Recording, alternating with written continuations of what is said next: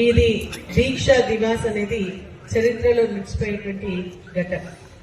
ఎందుకంటే తెలంగాణ ఉద్యమంలో కేసీఆర్ గారు ఎన్నో రకాలైనటువంటి కార్యక్రమాలు చేసిన ఈ దీక్షా దివాస్ కి మాత్రం ఒక ప్రత్యేకత ఉంది.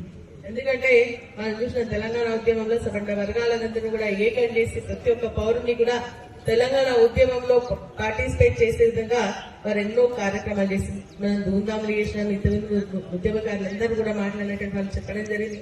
బస్ రోకు, రైలు రోకు, అదే విధంగా మళ్ళా వంట వార్పు, ధర్నాలు, రాస్తా రోకాలు ఎన్నో చేసినాం. ఎంతో మంది మరి ప్రాణత్యాగం కూడా చేసుకోవడం జరిగింది. వాళ్ళ త్యాగాలు, పోరాటాలు ఎన్ని చేసినా కూడా లాస్ట్ వస్తే మళ్ళీ ఏం చేసిందంటే ఈ తెలంగాణ ఉద్యమాన్ని పక్కకు నెట్టే విధంగా హైదరాబాద్ అంటే ఉవ్వెత్తున వచ్చినటువంటి ఉద్యమాన్ని కూడా అణచివేసే విధంగా మళ్ళీ ఇంకా కారం మీద పొడి చల్లినట్టుగా తెలంగాణను మన హైదరాబాద్ ఫ్రీ జోన్ చేయడం వల్లనే మళ్ళీ ఈ యొక్క దీక్షా దివాస్ కారణమైంది అని చెప్పేసి నేను అనుకుంటా ఉన్నా. అందుకనే ఇది ఒక చారిత్రకమైన నిర్ణయంగా నేను భావిస్తా ఉన్నా. దీక్షా దివాస్ మరి ఏదైతే మన కేసీఆర్ గారు తీసుకోవడం జరిగిందో, ఎందుకంటే ఇంత చేసిన మన నిధులు, మన నియామకాలు, అదేవిధంగా మన పోరాటాలన్నీ ఏం చేస్తుందో మన వెనుకబడతనం పోవాలన్నా, మన ప్రాంత శిక్షణ కావాలన్నా కూడా తెలంగాణ రాష్ట్ర ప్రత్యేకతనే మరి మనకి ఇవన్నీ కూడా సమకూరుస్తాయని చెప్పేసి తెలిసి మరి ఎంత చేసినా కూడా కేంద్రంలో ఉన్నటువంటి ప్రభుత్వం స్పందిస్తలేదని చెప్పేసి ఇంకా లాస్ట్ ఒక నిర్ణయం తీసుకోవడం జరిగింది. వారు మరి తెలంగాణ జైత్యాత్ర లేకుంటే కేసీఆర్ శవయాత్ర ఏదో ఒకటి జరగాలి అని చెప్పేసి వారు ఆ రోజు తీసుకున్నటువంటి నిర్ణయం మరి ఈ రోజు తెలంగాణ 29వ రాష్ట్రంగా భారత చరిత్రలో నిలిచిపోయేటువంటి సన్నివేశానికి ఈ దీక్షా దివాసే కారణం అని చెప్పేసి కూడా నేను తెలియజేస్తా ఉన్నా. మరి ఆ విధంగా మన తెలంగాణ రాష్ట్ర సాధన కోసం వారు చేసినటువంటి కృషిలో చాలా మంది ఉద్యమకారులు ప్రత్యక్షంగా పార్టిసిపేట్ అని చెప్పడం జరిగింది. మేము కూడా ఆ రోజు మరి మల్లికార్జున గారు చెప్పినట్టుగా మంత్రులుగా ఉన్నాం. మీరంతా రాజీనామా చేయండి, రాజీనామా చేస్తే తెలంగాణ వస్తుందంటే మేమందరం తెలంగాణకు సంబంధించిన మంత్రులందరూ కూడా కూర్చొని మాట్లాడాం. తెలంగాణ కోసం మనం రాజీనామా చేయడానికి మేము సిద్ధంగా ఉన్నాం. కానీ ఏంటంటే రాజీనామా చేసిన తర్వాత మనం తెలంగాణ గురించి మాట్లాడేటువంటి మరి పరిస్థితి ఉండదు. ఎందుకంటే ఆంధ్ర నాయకుల పెత్తనం ఎక్కువ ఉంది, ఆంధ్ర మినిస్టర్స్ ఎక్కువ ఉన్నారు. మరి వారి వాటనే మెసేజ్ వెళ్ళిపోతుంది, మరి మేము పోలేకపోతామని చెప్పేసి అంత రీచ్ కాలేకపోతామని చెప్పేసి అనుకున్నాం. తర్వాత కూడా మేము ప్రతి క్షణం అనుక్షణం వారి ఆరోగ్యం ఎట్లా ఉంది, ఏ విధంగా ఉంది అని చెప్పేసి చూస్తూ వారు పక్క చెక్కుతా ఉంటే డే బై డే వారి యొక్క ఫొటోస్ తీసుకొని చూస్తూ ఉంటుంది. చూసిన తర్వాత వారు ఎంత సన్నగా అయిపోయి స్కెలిటల్ అయిపోయినప్పుడు మా కళ్ళలో నీళ్లు తుంచినాయి అని చెప్పేసి కూడా ఈ సందర్భంగా నేను గుర్తు చేసుకుంటా ఉన్నాను. మరి ఏదైనా సరే ఖచ్చితంగా తెలంగాణ రాష్ట్రం అనౌన్స్ చేయాల్సింది. మేము ఇంకా బయటికి రాకపోయినా ఆ రోజు మంత్రులుగా మేమందరం కూడా పెన్ డౌన్ చేసినాం. ఒక్క ఫైల్ కూడా ముట్టలేదు ఆ రోజు చెప్పేసి కూడా నేను ఈ సందర్భంగా తెలియదు. ఇంకొక విషయం కూడా గుర్తు, తెలంగాణ ఉద్యమం బ్రతకాలి. ఇంకా ఆ రోజు ఉన్నా కూడా తెలంగాణ ఉద్యమం బ్రతకాలంటే ఆ రోజు కేసీఆర్ గారు మరి సిద్దిపేటకు సంబంధించి ఎమ్మెల్యేగా రాజీనామా చేయడం జరిగింది. ఆ రోజు కూడా మేమందరం చేసిన మాకు నలుగురికి ఇన్ఛార్జ్ ఇవ్వడం జరిగింది. నాకు కృష్ణారెడ్డి గారికి, విఠల్ రెడ్డి గారికి, పరిరెడ్డి గారికి. రోజు సిద్దిపేట పోతుండే, పొద్దున 11-12 గంటలకు పోతుండే, 2 గ్రామాల్లో తిరుగుతుంటివి. అంటే తిరుగుడంటే ప్రచారం చేయలే, ఉట్టేనే పోతుంటివి, దాబాలో కూర్చుంటుంటివి, అన్నం తిని ఇంటికి వచ్చేసి కాదు, మళ్ళీ పొద్దునేసి మళ్ళీ పోతుంటేవి.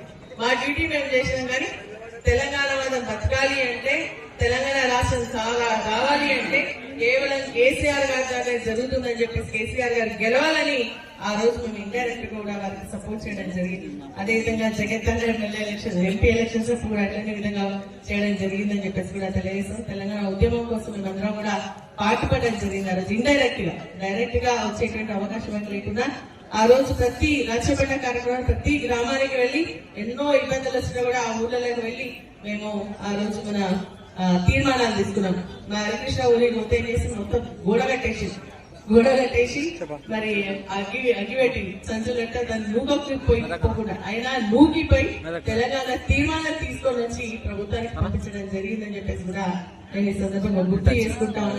పౌరుని కదిలించింది దీక్షా దివాస్ అని చెప్పేసి కూడా నేను తెలియజేస్తాను. ఎందుకంటే వారు ఆస్ట్రాలు ఉన్న తర్వాత ఈ యొక్క తెలంగాణ రాష్ట్రం తప్పకుండా రావాల్సిందే అని చెప్పేసి అందరూ ఎన్నో ఉద్యమాలు అగ్నిగుండం అయిపోయింది తెలంగాణ రాష్ట్రం, ఆ రోజు ఉన్నటువంటి ఆంధ్రప్రదేశ్ రాష్ట్రం. ఆ విధంగా మరి వారి యొక్క దీక్ష ద్వారానే డిసెంబర్ 9వ తారీఖున మనకి యొక్క తెలంగాణ ప్రక్రియ మొదలవుతుంది అని చెప్పేసి మరి స్టేట్మెంట్ కూడా రావడం జరిగింది. అదే మన తెలంగాణ రాష్ట్ర ఏర్పాటుకు మరి నాంది పలికినటువంటి ఈ దీక్ష విషయాన్ని మన ప్రతి ఒక్కరు కూడా తెలియజేయాల్సినటువంటి అవసరం ఉంది. ఈ రోజు మనం ఎందుకు జరుపుకుంటున్నామంటే ఆ రోజు పోరాటాలు, ఉద్యమాలు, త్యాగాలన్నీ గుర్తు చేసుకుంటూ భావి తరాలకు అందించడానికి మరి దీక్షా దివస్ ఎంతో ఉపయోగపడుతుంది. అందుకే ఈ రోజు వస్తున్నటువంటి పిల్లలకు చరిత్రలు తెలియదు. ఆ చరిత్ర మళ్ళీ మనకు తరతరాలకు అందించేటువంటి విధంగా మనం దీన్ని తీసుకెళ్లాల్సినటువంటి అవసరం ఉంది. అందుకనే ఇటువంటి కార్యక్రమాలను కూడా చేసుకోవాలా. ఈ రోజు సర్పంచ్ ఎన్నికలు ఉంది, చాలా మంది ఇటైనా కూడా మరి ప్రతి ఒక్కరికి కూడా తెలంగాణ ఉద్యమం, తెలంగాణ కేసీఆర్ గారి నాయకత్వం బలపరిచే విధంగా ఉండాలన్న ఆలోచనతో ఉన్నటువంటి వ్యక్తులం. కాబట్టి రేపు జరగబోయే స్థానిక సంస్థల ఎన్నికలు, ఎందుకంటే ఏదైతే రాష్ట్రం కావాలి అని చెప్పేసి కేసీఆర్ గారు కోరుకున్నారో ఆ రాష్ట్రంలో అడుగుతున్నటువంటి సమయంలో మనకు కొంత బ్రేక్ వచ్చింది. ఆ బ్రేక్ పోయి మళ్ళీ ఈ రోజు తెలంగాణ రాష్ట్రం మనకు మళ్ళీ ప్రజలకందరూ కూడా న్యాయం జరగాలి అంటే అది కేవలం కేసీఆర్ గారి నాయకత్వంలోనే జరుగుతుంది. మళ్ళీ కేసీఆర్ గారిని తెచ్చుకోవాల్సినటువంటి బాధ్యత మనందరిపైన ఉంది. ఆ రోజు తెలంగాణ ఉద్యమం కోసం ఏ విధంగా అయితే పోరాటం చేసినామో ఈ రోజు మళ్ళీ ఈ యొక్క కాంగ్రెస్ పార్టీని దించే విధంగా మళ్ళీ ఒక ఉద్యమం లాగా మనం అందరం కూడా ముందుకు వెళ్ళాలా. కేసీఆర్ గారి ఏ నాటికైనా మనకు శ్రీరామ రక్ష తెలంగాణకు అని చెప్పేసి ప్రజలకు తెలియజేయాల్సినటువంటి అవసరం ప్రతి ఒక్క బీఆర్ఎస్ కార్యకర్త పైన ఉందని చెప్పేసి కూడా మరొకసారి తెలియజేస్తూ